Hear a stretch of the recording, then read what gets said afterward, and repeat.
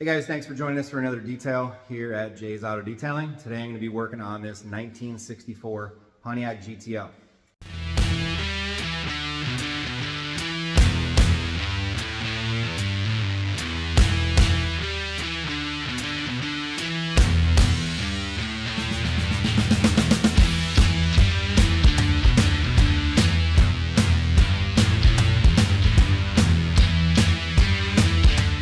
So this customer gets a new classic vehicle every year. If you go back through my videos, last year I cleaned and detailed the 1979 Pontiac Trans Am for him. The year before that, I think he had a Chevy Malibu. I don't remember what year that was. The year before that, I detailed a 78 Trans Am for him. It was a black one, had a lot of scratches in it, got it ceramic coated. But every year he upgrades to something else. And this year he's in with this Pontiac GTO. And I think it's pretty cool because you very rarely see the early years of GTOs. It's usually the rounder style, 68, 69, 70 GTOs is what you see at all the car shows. So I told him, rolling in with one of these at the local shows here, he's probably going to be the only 64 that I know of anyway. I always depend on this customer calling me early spring and booking another car to get it ready for car show season. As you saw in our last episode, we worked on this Mustang, finished that up, and now we're ready to move on to this one. So basically the same thing that I did to the Mustang is what I'm going to be doing on this car today. I'll take you around and show you what the paint looks like. Very similar condition to the GT over there. It's got some small surface scratches in it. Nothing crazy, but it's going to take some time. This is a larger car than the Mustang. The Mustang was a convertible, so I have the roof to worry about. But as always, we'll get this thing cleaned up. I'll do my test spot and we'll get to rolling. I am also going to clean up the interior. Again, this one's not dirty. I'll clean the interior of this one, clean the engine bay, give it a dust off, and get it fully protected with, this one's going to get the Jade ice ceramic coating, our 2-year coating, and this thing will be gleaming too. So I'm going to get started on it. First, let me show you what the condition of the paint is, and then I'm going to give it a foam, give it a good decon wash, strip off anything that any protection that might be on there already, and get to rolling on this. So this is the driver's side hood and fender. It looks like at some point someone tried to blend something in right above the headlights in the middle. There was a kind of a dimple there, and you could see the tape marks. That's what I'm pointing to there. You could see the difference between the paint in those areas and where it was taped off and resprayed. So we'll just probably wet sand that area just to blend it in.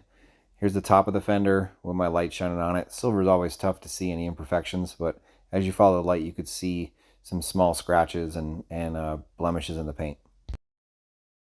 The roof was probably the worst of the whole car. It had a lot of sanding scratches and buffer marks throughout the whole thing. Again, very difficult to see with the light, but in person, those kind of stuck out like a sore thumb.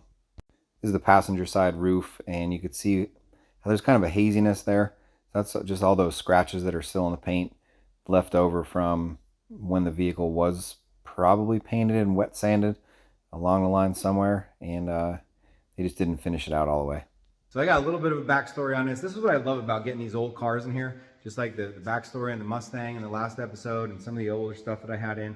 Just the stories that are behind the car, whether it was in the family and just got passed down through the generations, or from whoever they bought it from. There was a story that came with it there. I remember years ago, before I even started my YouTube channel, I had a customer bring in a Ford Fairlane, and it still had the original sticker, the dealership sticker on the trunk lid. So I asked him about the sticker that was on there, and we just got into a discussion about how the car was in his family forever. It was his grandfather's car, got passed down to his dad, and then he got the car, and it was out in Wisconsin. He moved here, and now actually he lives in Alaska. So if you're out there watching this video, I think he was moving to Anchorage, Alaska. He was taking the car with him. He was trailering it out there. The car's gonna stay in his family, and that's kind of similar to my situation too. My dad has a lot of classic cars that are gonna stay in our family. There's a lot of stories behind them. I remember growing up with my brother, just going to different cruises, car shows, in the back seat, just out ripping around the streets with my dad, and that's what turned me into a gearhead also. So now I have my own collection. But those cars in our family, I'm hoping that my kids are involved with cars as much as I am and my brother is, and that stuff gets passed down to our kids. My brother has a daughter. Hopefully she gets involved with it too. It's in our blood, so I'm sure they're not going to stray too far away from that. So this GTO, he said that the engine was rebuilt not too long ago. There's a Tremec 5-speed in it, so it's going to be his cruiser for the summer, and who knows, I don't know what's on his list to get next, but I'm always intrigued to see what kind of vehicle he finds. He always finds these great looking cars, and we're going to shine up another one for him.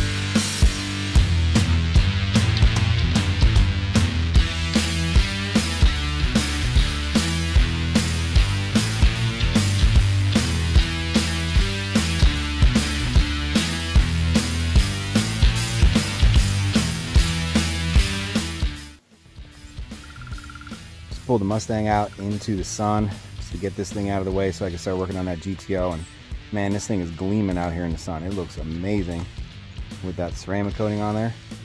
I'm just kind of walking around making sure we got no high spots or anything, and it looks good. Customer will be picking this up later on today.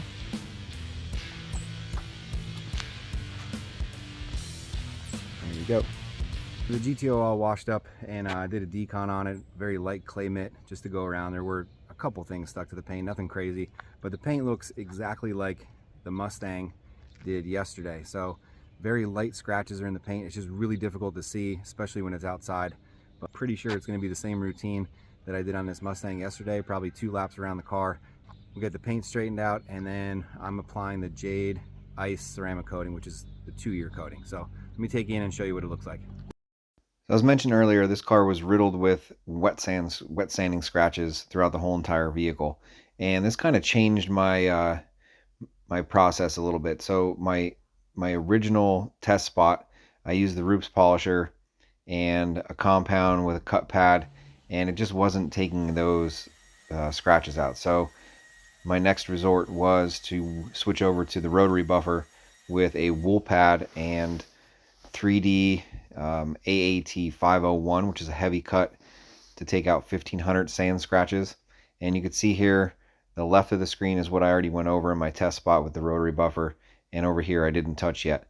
So the rotary buffer with the wool pad is taking out all of those sanding marks, but it's leaving a haze and some swirl marks, which will be refinished as I go around the car the second time with a polish. Rotary buffer is definitely going to speed up the process of getting this first cut done around the car, and then the polish.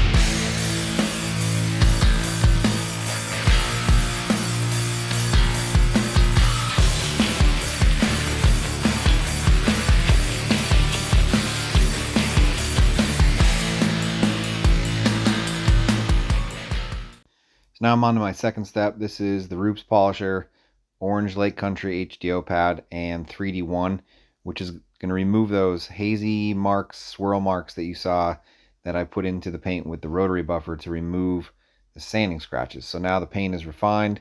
Everything looks great. There's huge difference between what you saw earlier and how it looks now.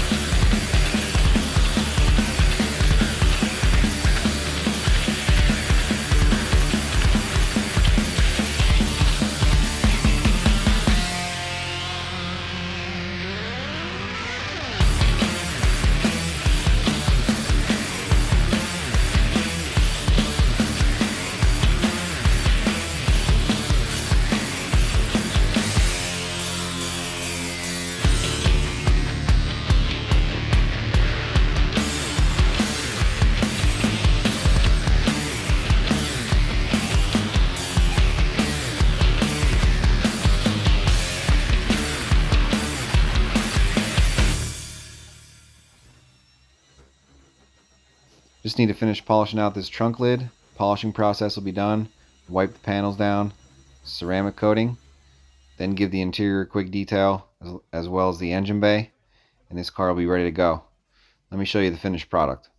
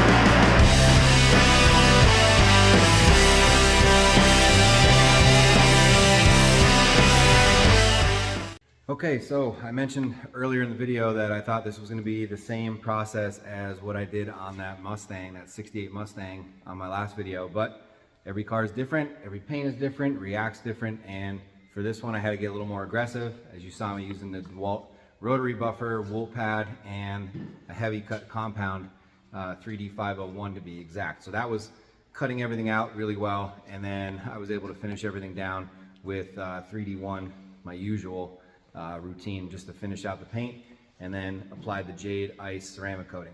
So everything went well. It was just a little more time consuming and a little bit bigger car than that Mustang, so it took some time to get around. Mainly, the imperfections in the paint were mostly sanding marks that just weren't completely buffed out. And that 501 does a great job of cutting out 1,500 sandpaper marks and up from there. But it's definitely a good compound to use. It's aggressive and gets the job done relatively quicker than using the Roops polisher and just trying to sit there all day and polish out any marks that are in the paint. It would just take forever with a general polisher. So the rotary came out. I don't use it very often, but when I do, it's definitely on something like this to speed up the process. This GTO is all finished up, and usually I would hold this overnight until tomorrow, but they are calling for some pretty heavy rain the next 3 days, and this customer wants to get his car home. I trust him. He'll get it home, put it in the garage, and make sure it's out of the weather. I don't think any of his cars ever sit outside. I'm going to give him a shout, have him come down and pick the car up. Mustang's also leaving today. Hopefully you guys like seeing these classic vehicles get worked on, the transformations. Some of them, we don't notice a lot. Others come in and they need a lot of finishing work. They've been repainted or body work has been done and it's been polished out or buffed out, but just not fine-tuned to get it to shine like this and previous vehicles that I've had in here. So if you like what you see, make sure you comment down below. Let me know what you think about this car. Any other videos that we have, check them out. A lot of classic cars coming through, and we'll see you on the next detail. Thanks for watching.